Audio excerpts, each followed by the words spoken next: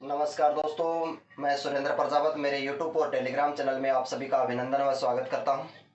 अपन पढ़ रहे हैं प्राचीन राजस्थान का इतिहास और अब तक अपन ने पढ़ लिया है पुरातात्विक स्थल और राजस्थान के सिक्के और वर्तमान में चल रहे हैं शिलालेख।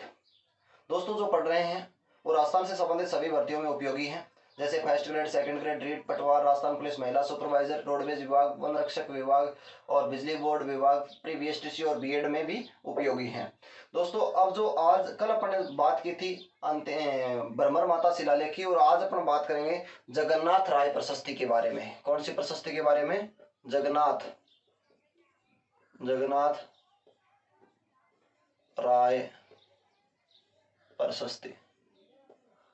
दोस्तों ये जो प्रशस्ति है दोस्तों, ये 1652 ईस्वी की है। 1652 ईस्वी की है। ध्यान रहे दोस्तों, इसकी अपन पहले बात करते हैं कि जगन्नाथ राय जो प्रशस्ति है, ये उदयपुर के अंदर जगन्नाथ मंदिर, सपनों से बना मंदिर या जगदीश मंदिर, जो भव्य पंचायतन शैली का माना जाता है, उस मंदिर की दीवार से प्राप्त की गई। इसके लेखक के रूप में देखें तो कृष्ण भट्ट हैं, जो काले पत्थर पर यह प्रशस्ति लिखी गई है, और इसके वास्तुकार है अर्जुन, भाणा, मुकुंद और गुंगावत पंचोली इसके क्या है? वास्तुकार माने जाते हैं। दोस्तों इसमें भाषा जो मिलती है वो संस्कृत मिलती है, लिपि मिलती है, देवनागरी मिलती है, और इसी प्रशस्ति के अंदर अपन ये कह सकते हैं इसमें बप्पा रावल से लेकर महाराणा जगत सिंह तक की जानकारी मिलती है, या जगत सिंह सिसोदिया तक की जानकारी मिलती है। इसमें जगत सिंह सिसोदिया द्वारा दान पुण्य जो किया था उन्होंने, उसकी भी जानकारी मिलती है। इसमें महाराणा सांगा के जो गुजरात और मालवा युद्ध के जो विजयी होती है उसकी भी जानकारी मिलती है। इसमें महाराणा प्रताप के हल्दी घाटी युद्ध की भी जानकारी मिलती है, जो 18 जून 1576 और डॉक्टर गोपीनाथ शर्मा के अनुसार 21 जून 1576 को लड़ा गया था। दोस्तों अकबर जो था, अकबर का प्रमुख सेनापति हल्दी घाटी युद्ध में मिर्जा राजा मान सिंह था, जो आमेर से था। और कहते हैं कि अकबर ने प्रताप को समझाने के लिए कम से कम 4 दूत क्रम से भेजे थे। यानी कहते हैं कि जलाल खां नवंबर 1572, मान सिंह जून 1573 और भगवंत दास सितंबर 1573, टोडरमल दिसंबर 1573 में भेजे थे। दोस्तों हल्दी घाटी जो युद्ध लड़ा गया था उसके अंदर प्रसिद्ध इतिहासकार जो साथ था उसका नाम है बदायूनी। अकबर के साथ था बदायूनी। बदायूनी ने हल्दी घाटी युद्ध में अपने राजपूतों के रक्त से दाढ़ी रंगने का उल्लेख भी मिलता है। बदायूनी का पूरा नाम अब्दुल कादिर बदायूनी है। दोस्तों अब हल्दी घाटी युद्ध को प्रमुख संज्ञाएं भी मिली थी, यानी अब्बुल फजल ने कहा था खमनोर का युद्ध, बदायूनी ने कहा था गोकुंदा का युद्ध, कर्नल टोड ने कहा था मेवाड़ के थर्मोपली, और डीएम श्रीवास्तव ने कहा था बादशाह बाग का युद्ध भी बताया गया था। तो दोस्तों सबसे पहले अपन बात करते हैं, यानी यहां से आप समझिएगा, मैं आपको बताता हूं, देखते रहना, आप पहले समझने का प्रयास करना। जो ये अपन बात करें, ये दोस्तों एक मंदिर बना है। ये क्या बना है? एक मंदिर बना है। और मंदिर का ध्यान रहे दोस्तों, ये मंदिर है किसका? सबसे पहले ये समझना है, यानी जगन्नाथ मंदिर है। इस मंदिर का नाम क्या है? जगन्नाथ मंदिर। क्या नाम है? जगन्नाथ मंदिर। दोस्तों इसी मंदिर को कहते हैं जगदीश मंदिर। क्या कहते हैं? जगदीश मंदिर। जगदीश मंदिर इसी मंदिर को कहते हैं दोस्तों सपनों से बना मंदिर। सपनों से बना मंदिर। महाराणा जगत सिंह को सपना आया था, और सपना आते ही सुबह इन्होंने क्या बना दिया? एक मंदिर बनाना शुरू कर दिया। सपनों से बना मंदिर भी इसे कहा जाता है दोस्तों। अब ये जो दोस्तों मंदिर बना है, ये मंदिर भव्य पंचायतन शैली में है। कौन सी शैली में? पंचायतन शैली। ये मंदिर कौन सी शैली में बना है? पंचायतन शैली में बना है। दोस्तों इस मंदिर की दीवार पर एक प्रशस्ति लगी हुई है, इस प्रकार से एक प्रशस्ति लगी है। इस प्रशस्ति के यदि दोस्तों लेखक की बात करें, किसकी बात करें? लेखक की बात करें तो लेखक है दोस्तों कृष्ण भट्ट। कौन है? कृष्ण भट्ट। और दोस्तों यदि बात करें इस पत्थर की, तो इस पत्थर का यदि रंग की बात करें दोस्तों, ये तो इस पत्थर का रंग जो है ये काला रंग है। कौन सा रंग है दोस्तों? काला रंग माना जाता है। यदि बात करें दोस्तों इसके वास्तुकार की, तो आपको समझ में आना चाहिए वास्तुकार में यदि देखें दोस्तों तो है भाणा। कौन है? भाणा। एक कौन है? इसका पुत्र है मुकुंद। कौन है? मुकुंद। और एक कौन है दोस्तों? अर्जुन। एक कौन है दोस्तों? अर्जुन के बाद में कौन है? गुंगावत पांचोली। एक कौन है? गुंगावत पांचोली। पंचोली या पांचोली, गुंगावत पांचोली, ये क्या है दोस्तों? इसके वास्तुकार है। दोस्तों ध्यान रहे इसके अंदर जो भाषा की यदि बात करें, भाषा की यदि दोस्तों अपन बात करें तो भाषा मिलती है दोस्तों संस्कृत मिलती है। यदि दोस्तों अपन लिपि की बात करें तो लिपि मिलती है देवनागरी। कौन सी लिपि मिलती है दोस्तों? हमें देवनागरी लिपि मिलती है। दोस्तों इसके अंदर यदि जानकारी के तौर पर अपन बात करें, अभी अभी बता रहा था मैं कि हल्दी घाटी युद्ध में महाराणा प्रताप ने जो लड़ाई की थी उसकी भी जानकारी मिलती है। और बप्पा रावल से लेकर राणा जगत सिंह तक की जानकारी मिलती है, जगत सिंह सिसोदिया तक की जानकारी मिलती है, और इसी के अंदर जगत सिंह ने जो दान पुण्य किया था इसकी भी अपने को जानकारी मिलती है। तो आइए मेरे साथ में अब नोट कैसे करते हैं वो चीज देखते हैं दोस्तों। टुकड़ों में लिखेंगे, ये बात आपको समझ में आ गई होगी शायद, और अब आप लिखते हैं, इसको किस प्रकार से सेट करते हैं वो देखेंगे। ध्यान रहे दोस्तों, इसको अपन दो भागों में विभाजित कर लेते हैं बोर्ड को। सबसे पहले लिखेंगे अपन इसका स्थान, यानी टुकड़ों में लिख लेना। सबसे पहले अपन इसका क्या लिखेंगे दोस्तों, स्थान। स्थान में यदि अपन ध्यान में रखेंगे, ये जगन्नाथ मंदिर, जगन्नाथ मंदिर, या दोस्तों ओब्लिक करके लगा सकते हैं अपन जगन्नाथ मंदिर, या फिर कहते हैं जगदीश मंदिर, जगदीश मंदिर, या दोस्तों अपन कह सकते हैं सपनों से बना मंदिर, सपनों से बना मंदिर। नेक्स्ट लिखेंगे दोस्तों, यह मंदिर भव्य पंचायतन शैली में निर्मित है, यह मंदिर भव्य पंचायतन शैली में निर्मित, इसका निर्माण महाराणा जगत सिंह ने करवाया। इसका निर्माण जगत सिंह प्रथम है दोस्तों, इसका निर्माण किसने करवाया, महाराणा जगत सिंह ने करवाया। ये बात आपको ध्यान में रहनी चाहिए। और नेक्स्ट लिखेंगे लेखक, अगला लिखेंगे वास्तुकार, अगला लिखेंगे भाषा, और अगला लिखेंगे लिपि। तो दोस्तों ध्यान रहे आपको, लेखक की यदि बात करते हैं तो लेखक की कहेंगे कृष्ण भट्ट, क्या कहेंगे, कृष्ण भट्ट। वास्तुकार की बात करेंगे दोस्तों, कहेंगे बाणा, मुकुंद, और क्या कहेंगे दोस्तों, अर्जुन, और क्या कहेंगे दोस्तों, अर्जुन के बाद गुंगावत पंचोली। और दोस्तों इसमें भाणा, मुकुंद, अर्जुन तीन इंपॉर्टेंट है। और भाषा की बात करें तो दोस्तों मिलेगी संस्कृत, नोट करते रहें। लिपि की बात करें तो दोस्तों मिलेगी देवनागरी, कौन सी लिपि मिलेगी, देवनागरी लिपि हमें यहां से मिलेगी। अब दोस्तों अपन आगे बात करते हैं, तो आगे कहेंगे जानकारी के तौर पर अपन बात करेंगे, तो जानकारी में हमें क्या मिलती है, पहले लिखेंगे बप्पा रावल से लेकर महाराणा जगत सिंह तक की जानकारी, बप्पा रावल से लेकर महाराणा जगत सिंह प्रथम तक की जानकारी मिलती है। नेक्स्ट दोस्तों बात करेंगे बप्पा रावल से लेकर महाराणा जगत सिंह प्रथम तक की जानकारी का उल्लेख यहां से अपने को मिलता है। नेक्स्ट बात करेंगे जगत सिंह द्वारा दान पुण्य करने का उल्लेख मिलता है, महाराणा जगत सिंह द्वारा दान पुण्य करने की जानकारी। अगली दोस्तों बात करेंगे अपन महाराणा सांगा के मालवा व गुजरात विजयों की जानकारी, महाराणा सांगा के गुजरात व मालवा विजयों की जानकारी। नेक्स्ट दोस्तों बात करेंगे हल्दी घाटी युद्ध में महाराणा प्रताप के युद्ध की जानकारी का उल्लेख, हल्दी घाटी युद्ध में, हल्दी घाटी में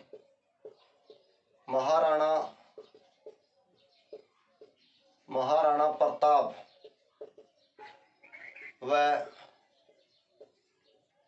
अकबर के बीच, अकबर की जगह दोस्तों मान सिंह आ सकता है, अकबर के बीच युद्ध की जानकारी का उल्लेख। दोस्तों ध्यान रहे, हल्दी घाटी युद्ध है 18 जून 1576 और 21 जून 1576 डॉक्टर गोपीनाथ शर्मा के अनुसार। ये बात दोस्तों इतनी यहां से अपने को याद रखनी है। एक बात इसमें और भी याद रखनी है, महाराणा जगत सिंह के अनुसार एक तो रूप सागर तालाब और एक मदन मोहन मंदिर बनाने का उल्लेख महाराणा जगत सिंह प्रथम द्वारा उदयपुर में मदन मोहन मंदिर व रूप सागर तालाब बनवाने का उल्लेख। ध्यान रहे दोस्तों, ये बात अपने को इतनी जानकारी मिलती है। तो आइए अब एक बार फिर से रिपीट करते हैं और आगे बढ़ते हैं। अपन पढ़ रहे हैं दोस्तों जगन्नाथ राय प्रशस्ति जो 1652 ईस्वी की मानी गई है। स्थान जगन्नाथ मंदिर, जगदीश मंदिर, सपनों से बना मंदिर, एक ही बात है दोस्तों। और यह जो मंदिर बना है कौन सी शैली में बना है, कई बार पूछा गया है, पंचायतन शैली में बना है। दोस्तों इसका निर्माण किसने करवाया था, महाराणा जगत सिंह ने करवाया था। इसके लेखक कौन हुए, कृष्ण भट्ट। वास्तुकार कौन हुए, भाणा मुकुंद अर्जुन गुंगावत पांचोली। भाषा कौन सी मिलती है, संस्कृत। लिपि क्या मिलती है, देवनागरी। और इससे हमें क्या जानकारी मिलती है, बप्पा रावल से लेकर महाराणा जगत सिंह के तक के शासकों की वंशावली का जानकारी मिलती है। महाराणा जगत सिंह के दान पुण्य करने का यहाँ पर उल्लेख मिलता है। महाराणा सांगा जो हुए थे, इन्होंने गुजरात और मालवा की विजय प्राप्त की थी, उसका भी उल्लेख मिलता है। और हल्दी घाटी जो युद्ध हुआ था, महाराणा प्रताप और अकबर का प्रमुख सेनापति लड़ा था इस युद्ध के अंदर, मिर्जा राजा मान सिंह, उसके बीच युद्ध की जानकारी मिलती है। युद्ध की ऑथेंटिक दोस्तों मिलती है 18 जून 1576, गोपीनाथ शर्मा के अनुसार मिलती है 21 जून 1576। महाराणा जगत सिंह द्वारा उदयपुर के अंदर ही मदन मोहन मंदिर और एक है रूप सागर तालाब बनवाने का उल्लेख भी यहां से मिलता है। दोस्तों इसका स्क्रीनशॉट लीजिए और आगे बढ़ते हैं। ले लिया होगा स्क्रीनशॉट, अब आगे बढ़ते हैं। आगे जो दोस्तों अपन बात करेंगे अगली प्रशस्ति की। अगली प्रशस्ति की बात करते हैं बेड़वास प्रशस्ति, बेड़वास गांव प्रशस्ति। अगली प्रशस्ति अपने पास में कौन सी है,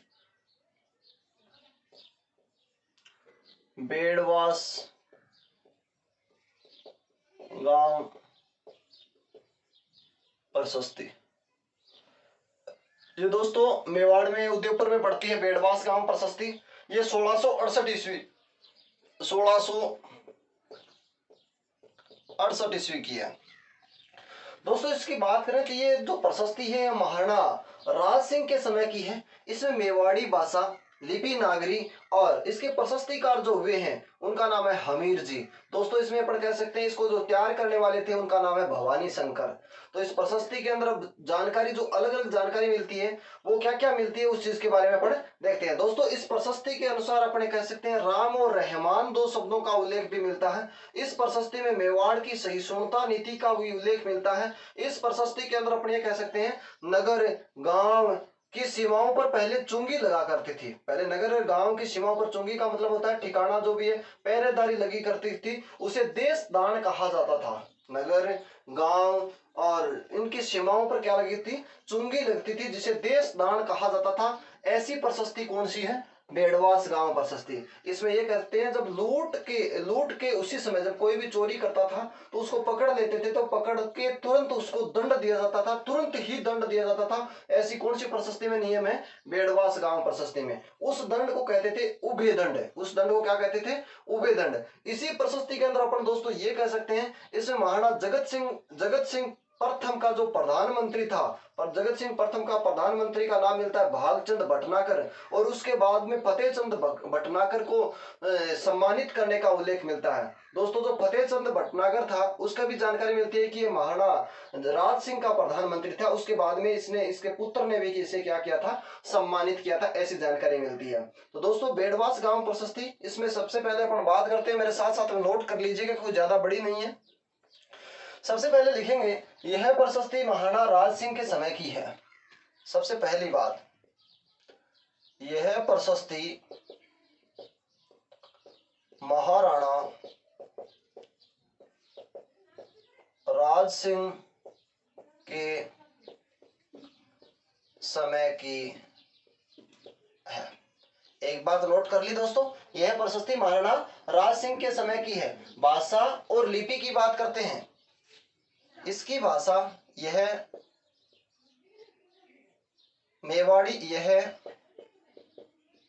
मेवाड़ी भाषा तथा नागरी लिपि में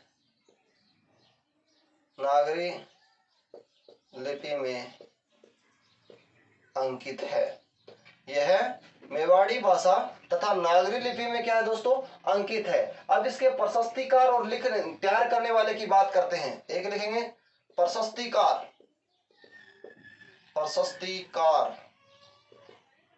एक लिखेंगे पत्थर पर इसे तैयार करने वाला।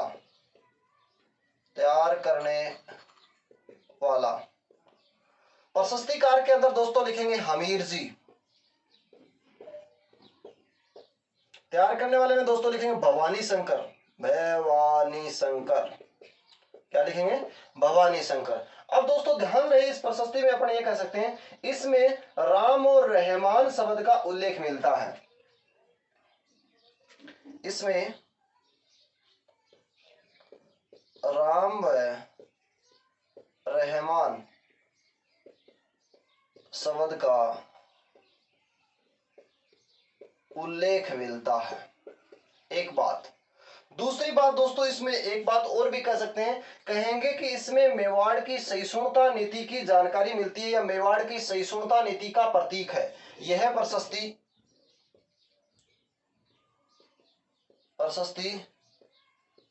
मेवाड़ की सहिष्णुता नीति का प्रतीक है। मेवाड़ की सहिष्णुता नीति का प्रतीक कौन सी प्रशस्ति को माना गया है, बेडवास गांव प्रशस्ति को माना गया है। नेक्स्ट लिखेंगे दोस्तों, इसमें नगर गांव, इसमें यानी इस प्रशस्ति में नगर गांव आदि की सीमाओं पर चुंगी लगती थी, जिसे देश ताड़ कहते हैं। इसके अनुसार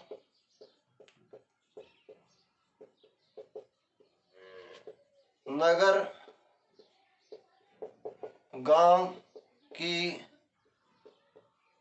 सीमाओं पर चुंगी लगती थी, जिसे देशदान कहते हैं। दूसरी बात दोस्तों, लूट के उसी समय दंड वसूल किया जाता था, जिसे उभय दंड कहते हैं। इसके अनुसार लूट के उसी समय दंड वसूल किया जाता था, उसे उभय दंड कहते थे। लूट के तुरंत उस आदमी को क्या दे देते थे, दंड देते थे, उसे क्या कहा जाता था, उभय दंड के नाम से जानते हैं। नेक्स्ट बात लिखेंगे दोस्तों, इसमें महाराजा जगत सिंह प्रथम का प्रधानमंत्री भागचंद भटनागर, इसमें महाराणा जगत सिंह प्रथम का प्रधानमंत्री भागचंद भटनागर तथा उसके बाद फतेहचंद भटनागर को सम्मानित करने की जानकारी कौन सी प्रशस्ति के अनुसार? बेड़वास गांव प्रशस्ति के अनुसार ऐसी हमें जानकारी भी मिलती है। इसमें भागचंद फतेहचंद भटनागर का फतेहचंद भटनागर के वंशजों की भी जानकारी, पूर्वजों को भी जानकारी का उल्लेख मिलता है। जो भागचंद भटनागर जो हुए हैं और जो जगत सिंह का प्रधानमंत्री भागचंद भटनागर और फतेहचंद भटनागर के पूर्वजों की यहाँ से अपने को क्या मिलती है दोस्तों? जानकारी मिलती है। तो इसको एक बार रिपीट करते हैं दोस्तों। अपन पढ़ रहे हैं बेड़वास गांव प्रशस्ति 1668 और यह प्रशस्ति महाराणा राज सिंह के समय की है। इसमें जो भाषा मिलती है कौन सी है दोस्तों? मेवाड़ी। लिपि मिलती है दोस्तों कौन सी? नागरी। प्रशस्तिकार कौन सा है? हमीर जी। तैयार करने वाले भवानी शंकर। इसमें राम और रहमान शब्द का उल्लेख मिलता है। इस प्रशस्ति को मेवाड़ की क्या नीति नजर आती है? सहिष्णुता नीति नजर आती है। इसके अनुसार नगर गांव की सीमाओं के अंदर पहले क्या लगा करती थी? चुंगी लगती थी, जिसे क्या कहते हैं?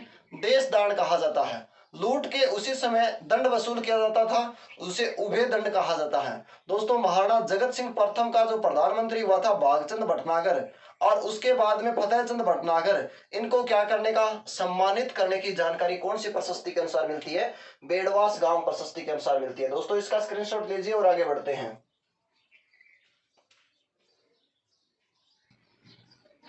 ले लिया दोस्तों स्क्रीनशॉट, आगे बढ़ते हैं।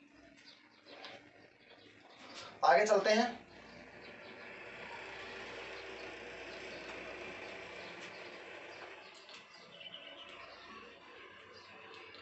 आगे जो दोस्तों अपन बात करते हैं वो बात अभी करेंगे। अगली प्रशस्ति है, अगली शिलालेख की अपन बात करते हैं। कहेंगे बसंतगढ़ शिलालेख। कौन सा शिलालेख है? बसंतगढ़ शिलालेख।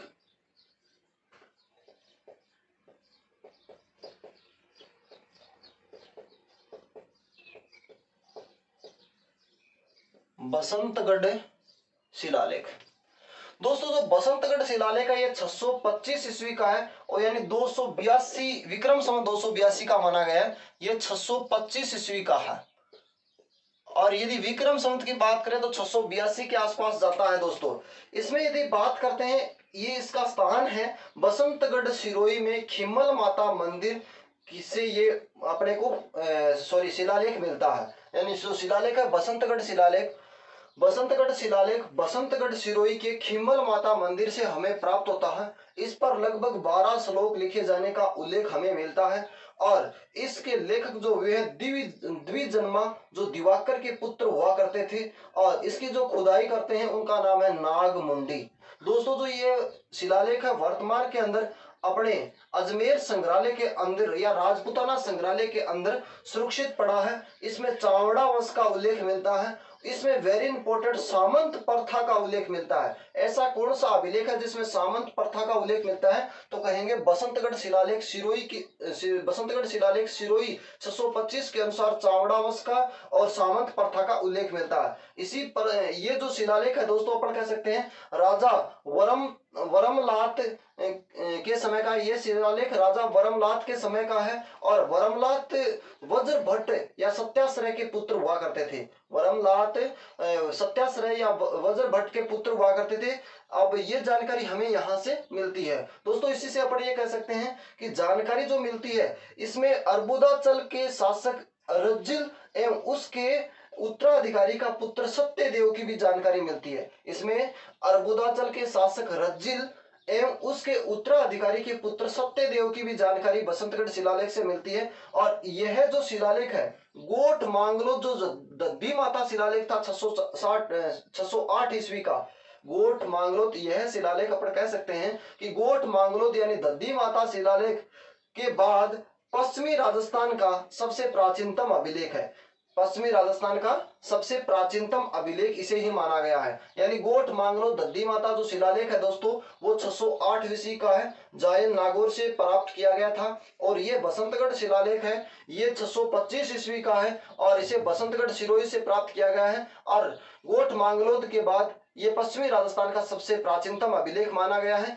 ये अभिलेख ऐसा अभिलेख है, इसके अंदर सर्वप्रथम लिखित प्रमाण मिला है। राजस्थान शब्द का राजस्थानादित्य नाम मिला है। एकमात्र ऐसा शिलालेख है जिसमें लिखित प्रमाण मिला है। राजस्थान का राजस्थानादित्य नाम इस शिलालेख के अंदर मिला है। दोस्तों, ऋग्वेद के अंदर राजस्थान को ब्रह्मवर्त कहते थे। रामायण काल में वाल्मीकि ने इसे मरुकांतर कहा था।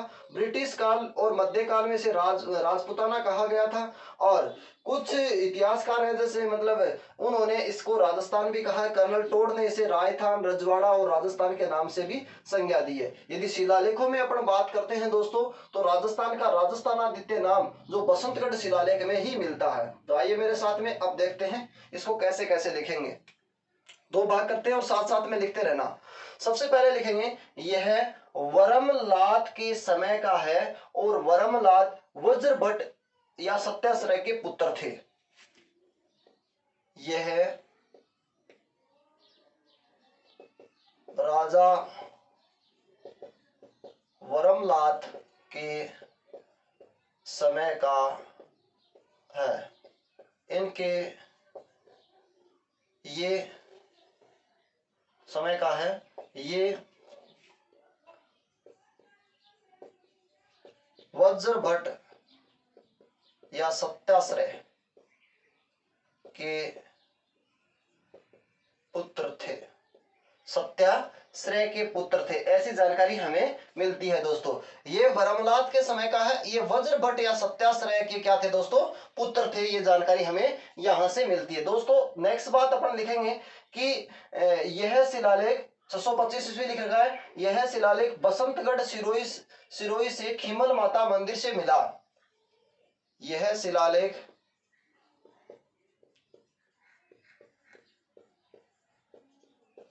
बसंतगढ़ सिरोही के खीमल माता मंदिर से मिला। ध्यान रहे दोस्तों।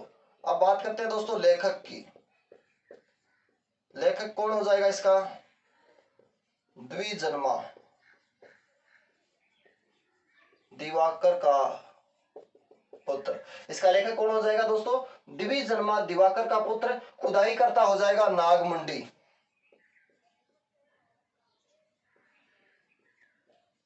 खोदने वाला नागमुंडी। खोदने वाला कौन हो गया दोस्तों, नागमुंडी। इसी शिलालेख में अपन कहेंगे, यह वर्तमान स्थिति यदि जानेंगे तो कहेंगे राजपूताना संग्रहालय अजमेर में रखा है। यह वर्तमान में राजपूताना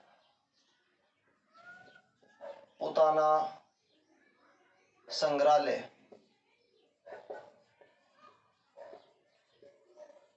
अजमेर में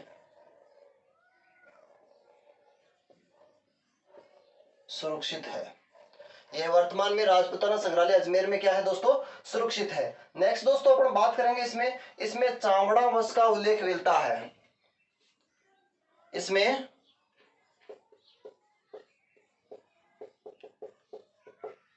चावड़ा वंश का उल्लेख मिलता है। दोस्तों ध्यान रहे, चावड़ा वंश का उल्लेख किसमें मिलता है, बसंतगढ़ शिलालेख सिरोही में। इसमें सामंत प्रथा का उल्लेख मिलता है। वेरी इंपॉर्टेंट बात, इसमें सामंत प्रथा का उल्लेख, इसमें सामंत प्रथा का उल्लेख मिलता है। वेरी इंपॉर्टेंट बात है दोस्तों। इसमें अपन आगे बात करेंगे दोस्तों। इसमें अर्बुदाचल के शासक रजिल एवं उसके उत्तराधिकारी, इसमें अर्बुदाचल के शासक रजिल एवं उसके उत्तराधिकारी के पुत्र, उत्तराधिकारी यानी उसके बेटे के पुत्र सत्यदेव का उल्लेख, सत्यदेव पुत्र सत्यदेव की जानकारी। दोस्तों नेक्स्ट बात आपको ध्यान रहे, ये अपन कह सकते हैं राजस्थान शब्द का सर्वप्रथम लिखित रूप से प्रमाण, राजस्थान शब्द का सर्वप्रथम लिखित रूप से प्रमाण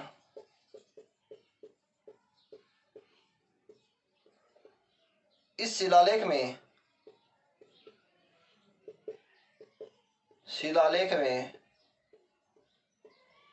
राजस्थानादित्य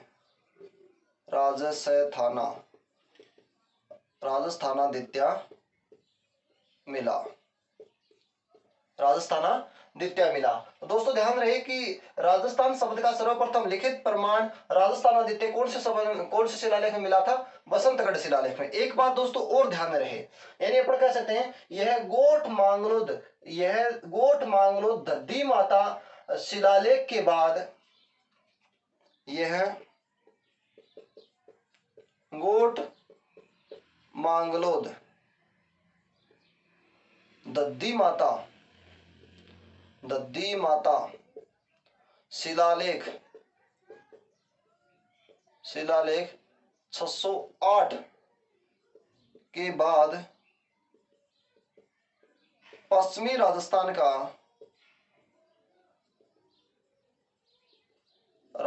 का सबसे प्राचीनतम अभिलेख है। ये बात की दोस्तों अपने यहां से जानकारी मिलती है, सबसे प्राचीनतम अभिलेख है। दोस्तों जो गोठ मांगलोद है ये नागौर के अंदर पड़ता है। कहां पड़ता है? नागौर के अंदर है। तो आइए अब इसका एक बार रिपीट कर लेते हैं। बसंतगढ़ शिलालेख सिरोही जो पढ़ रहे हैं ये 625 ईस्वी का है। 682 विक्रम संवत लिखा हुआ मिलेगा। ये राजा वरमलाल के समय का है। वरमलाल जो थे ये वज्र भट्ट के पुत्र थे या सत्ताश्रय के पुत्र थे। यह शिलालेख बसंतगढ़ सिरोही में कौन सी माता मंदिर? खीमल माता मंदिर। इसके जो लेखक हुए हैं द्विजन्मा, खोदने वाला वो है नागमुंडी, और यह वर्तमान में कहां पर है? राजपूताना संग्रहालय अजमेर के अंदर सुरक्षित पड़ा है। और इसमें कौन से वंश की जानकारी मिलती है? चावड़ा वंश की। और सामंत प्रथा क्या मिलता है दोस्तों? उल्लेख मिलता है। अर्बुदाचल के शासक रजिल और उसके उत्तराधिकारी के पुत्र सत्यदेव की जानकारी मिलती है।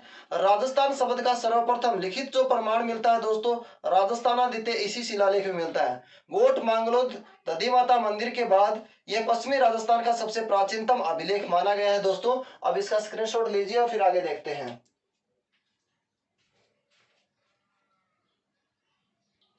ले लिया दोस्तों स्क्रीनशॉट, आगे बढ़ते हैं, आगे चलेंगे।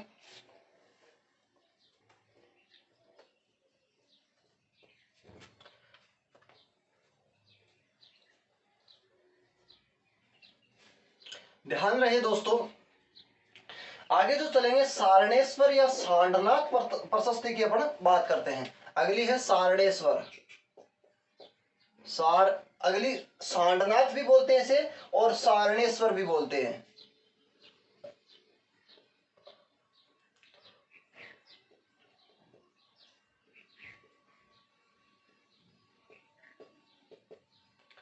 सारणेश्वर या सांडनाथ प्रशस्ति से कहा जाता है दोस्तों। तो अगली प्रशस्ति सारणेश्वर और सांडनाथ प्रशस्ति जो है ये 953 ईस्वी की है दोस्तों। कब की है? 953 ईस्वी की है। ध्यान रहे सबसे पहले जो ये प्रशस्ति थी ये अहाड़ के वराह मंदिर में लगी थी। सबसे पहले जो ये प्रशस्ति थी ये अहाड़ के वराह मंदिर में स्थापित की गई थी दोस्तों। इसके बाद में इसे उदयपुर शमशान के सारणेश्वर शिवालय में स्थापित कर दी गई। सबसे पहले जो ये प्रशस्ति मिलती है सारणेश्वर या सांडनाथ प्रशस्ति, ये अहाड़ के वराह मंदिर में लगी थी। अहाड़ के वराह मंदिर में लगी थी और उसके बाद दोस्तों इसको यहां से स्थानांतर कर दिया उदयपुर शमशान के सारणेश्वर शिवालय के अंदर इसको स्थापित कर दिया गया।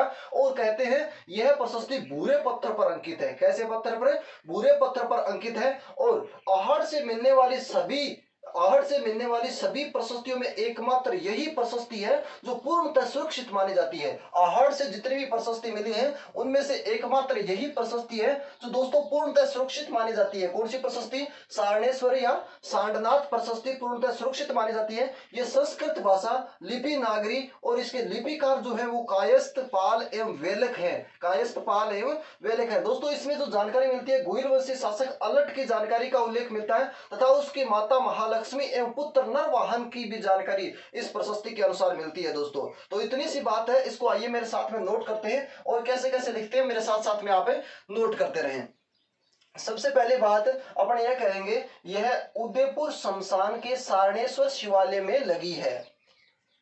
यह उदयपुर शमशान के सारणेश्वर शिवालय में लगी है। कहां पर लगी है? उदयपुर शमशान के सारणेश्वर शिवालय में लगी है।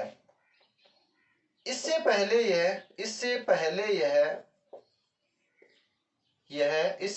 यह आहड़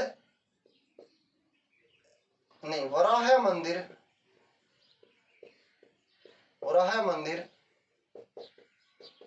आहड़ में लगी थी। ठीक है, क्लियर? यह प्रशस्ति भूरे पत्थर पर अंकित है। दो बात। तीसरी बात दोस्तों पढ़ करेंगे, इसकी भाषा संस्कृत लिपि नागरी है। इसकी भाषा संस्कृत व लिपि नागरी है। भाषा संस्कृत और लिपि कौन सी है दोस्तों? नागरी लिपि की बात करते हैं। नेक्स्ट दो दोस्तों अपन बात करेंगे लिपिकार। इसके लिपिकार कायस्थ पाल एवं वेलक हैं। लिपिकार लिखेंगे कायस्थ पाल एवं वेलक। कायस्थ पाल एवं वेलक क्या है दोस्तों?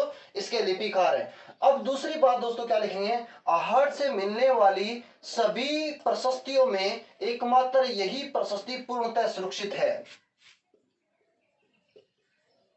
आहड़ से मिलने वाली सभी प्रशस्तियों में एकमात्र यही प्रशस्ति पूर्णतः सुरक्षित है।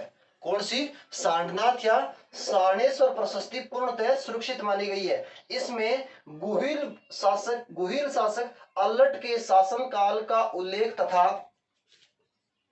इसमें गुहिल शासक अलट के शासनकाल का उल्लेख तथा उसकी माता महालक्ष्मी उसकी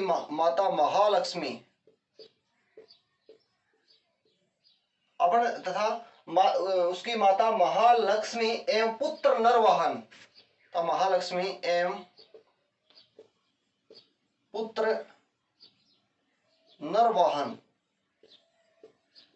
की जानकारी या नरवाहन का उल्लेख मिलता है। तो ये दोस्तों बात है सारणेश्वर प्रशस्ति के अंदर। अपन ये इतनी बात कह सकते हैं, एक बार समझिएगा। सारणेश्वर सांडनाथ प्रशस्ति 953 ईस्वी की मानी गई है। उदयपुर शमशान के सारणेश्वर शिवालय में लगी हुई है और इससे पहले ये वराह मंदिर आहड़ में लगी थी। और ये प्रशस्ति भूरे पत्थर पर अंकित है दोस्तों। इसकी जो भाषा है संस्कृत लिपि जो है वो नागरी है। लिपिकार की बात करें कायस्थपाल और वेलक है। आहड़ से मिलने वाली सभी प्रशस्तियों में एकमात्र यही प्रशस्ति है जो पूर्णतः क्या मानी गई है दोस्तों, सुरक्षित मानी गई है। इसमें गोहिल शासक कौन है, अलट, अलट के शासनकाल की जानकारी तथा उसकी माता महालक्ष्मी एवं पुत्र नरवाहन की भी जानकारी का उल्लेख मिलता है। दोस्तों इसका स्क्रीनशॉट लीजिए और आगे बढ़ते हैं।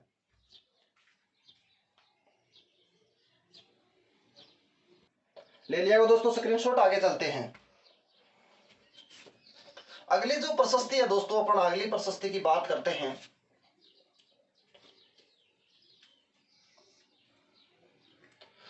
अगली प्रशस्ति अपने पास में कौन सी आ रही है, सांडे राव प्रशस्ति। कौन सी प्रशस्ति है, सांडे राव प्रशस्ति।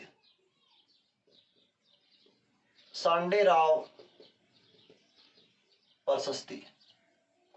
सांडे राव जो प्रशस्ति है दोस्तों, ये 1164 ईस्वी की है। कब की है, 1164 ईस्वी की मानी गई है और कल्याण देव के शासनकाल की मानी जाती है। यह प्रशस्ति कल्याण देव के शासनकाल की मानी जाती है। सांडेराव स्थान पाली में पड़ता है दोस्तों और देसूरी की नाल के पास सांडेराव महावीर जैन मंदिर से यह प्राप्त होती है। इसमें कुछ शब्दों का भी उल्लेख मिलता है, भोग, एल, तलारक्स आदि शब्दों का भी प्रयोग की जानकारी मिलती है। इसमें मोटा मोटी जो बात मिलती है, भूमि की नाप के ज्ञान की प्राप्ति होती है। भूमि जो धरती होती है, भूमि के नाप की ज्ञान की प्राप्ति कौन सी प्रशस्ति से होती है, सांडेराव प्रशस्ति 1164 पाली से होती है। कहां से मिली थी, देसूरी के पास सांडेराव के महावीर जैन मंदिर से प्राप्त होती है। दोस्तों इतनी सी बात है दोस्तों, नोट कर लेते हैं, दो पार्टीशन कर लेते हैं। सबसे पहली बात जो अपन यहां पर लिखेंगे वो है कि देसूरी की नाल के पास, देसूरी की नाल सांडेराव, देसूरी की नाल सांडेराव पाली के, देसूरी की नाल सांडेराव पाली के महावीर जैन मंदिर पर लगी है। ये बात दोस्तों ध्यान में रहे। दूसरी बात, यह कल्याण देव के समय की मानी जाती है। यह प्रशस्ति कल्याण देव के समय की है। नेक्स्ट बात दोस्तों ध्यान रहे, नेक्स्ट बात में आपको क्या याद रखना है, इसमें भूमि की नाप का ज्ञान प्राप्त होता है। इससे भूमि नाप का ज्ञान प्राप्त होता है या उल्लेख मिलता है। वेरी इंपॉर्टेंट क्वेश्चन है दोस्तों। इसमें दो शब्दों का उल्लेख भी मिलता है। इसमें भोग, एल, तलारक्स आदि शब्दों का प्रयोग किया गया है। इसमें भोग, एल, तलारक्स आदि शब्दों का प्रयोग किया गया है। ये ज्यादा कोई इंपॉर्टेंट नहीं है, आपको सिर्फ यहां तक की बातों को याद रखना है। सांडेराव प्रशस्ति पहली बात 1164 और दूसरी बात देसूरी के नाल सांडेराव पाली महावीर जैन मंदिर पर लगी है, कल्याण देव के समय की है। इसमें वेरी इंपॉर्टेंट बात, भूमि नाप का ज्ञान होता है प्राप्त, या भूमि नाप का ज्ञान प्राप्त होता है। दोस्तों ध्यान रहे, इसका स्क्रीनशॉट लीजिए और आगे बढ़ते हैं। ले लिया दोस्तों स्क्रीनशॉट, आगे बढ़ते हैं। इसमें दो ही बात याद रखें, भूमि नाप का ज्ञान कौन सी प्रशस्ति से प्राप्त होता है, सांडेराव प्रशस्ति पाली से प्राप्त होता है। ये कल्याण देव के समय की है, 1164 की है, ये बात आप ध्यान में रखें। अगली जो प्रशस्ति है दोस्तों, अपन इसकी प्रशस्ति की बात करेंगे। जो अपने पास में प्रशस्ति मिलती है उस प्रशस्ति की अपन चर्चा करेंगे तो कहेंगे वैद्यनाथ मंदिर प्रशस्ति। कौन सी प्रशस्ति कहेंगे, वैद्यनाथ मंदिर प्रशस्ति की अपन चर्चा करते हैं। कौन सी प्रशस्ति होगी, वैद्यनाथ मंदिर प्रशस्ति। वैद्यनाथ मंदिर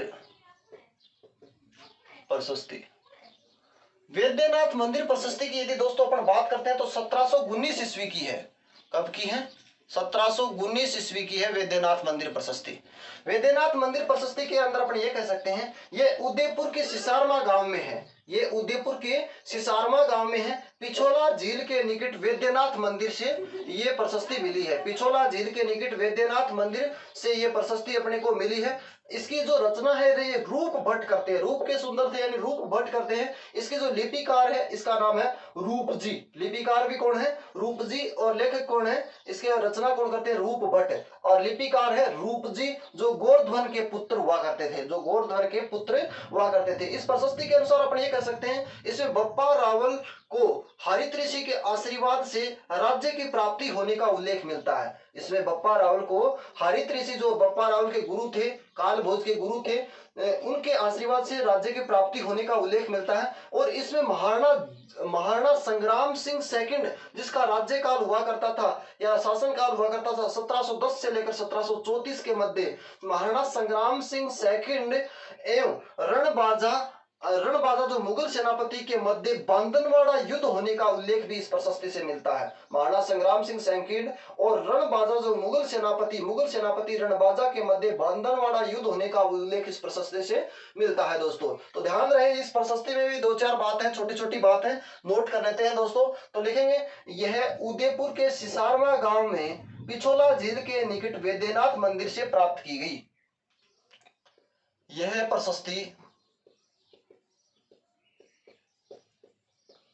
उदयपुर के सिसारमा गांव में पिछोला झील के निकट बने वैद्यनाथ मंदिर से प्राप्त की या वैद्यनाथ मंदिर पर लगी है। नेक्स्ट लिखेंगे रचनाकार और लिपिकार। रचनाकार और लिपिकार दोनों का नाम सेम ही है, रूप भट्ट और रूपजी। रूप भट्ट और रूपजी गोवर्धन जी के पुत्र हुआ करते थे। नेक्स्ट दोस्तों जानकारी में क्या लिखेंगे? जानकारी में बात आपको ध्यान रहे, इसमें बप्पा रावल को हरित ऋषि के आशीर्वाद से राज्य प्राप्ति का उल्लेख। इसमें गुहिल शासक बप्पा रावल को हरित ऋषि से आशीर्वाद, हरित ऋषि बप्पा रावल को हरित ऋषि के आशीर्वाद से, हरित ऋषि के आशीर्वाद से राज्य प्राप्ति की जानकारी या उल्लेख मिलता है। नेक्स्ट दोस्तों इसमें महाराणा संग्राम सिंह एवं मुगल सेनापति रणबाजा के मध्य, इसमें महाराणा संग्राम सिंह द्वितीय एवं मुगल सेनापति रणबाजा के मध्य बांदनवाड़ा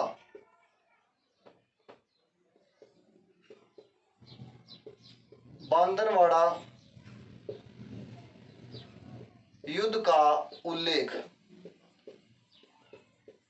ये लो दोस्तों, ये आपको महाराणा संग्राम सिंह जो है इसका राज जो रहता है ये 1710 से लेकर 1734 तक इनका राज रहता है। दोस्तों ध्यान रहे वैद्यनाथ मंदिर प्रशस्ति जो अपन पढ़ रहे हैं ये 1719 ईस्वी की है। यह प्रशस्ति उदयपुर के सिसारमा गांव के निकट पिछोला झील की वैद्यनाथ मंदिर से प्राप्त की गई है। इसके रचनाकार रूप भट्ट और लिपिकार रूप जी, और इसमें गुहिल शासक बप्पा रावल को हरित ऋषि के आशीर्वाद से राज्य प्राप्ति की जानकारी, और इसमें महाराणा संग्राम सिंह द्वितीय एवं मुगल सेनापति रणबाजा के मध्य बांदनवाड़ा युद्ध का उल्लेख भी मिलता है या युद्ध की क्या मिलती है?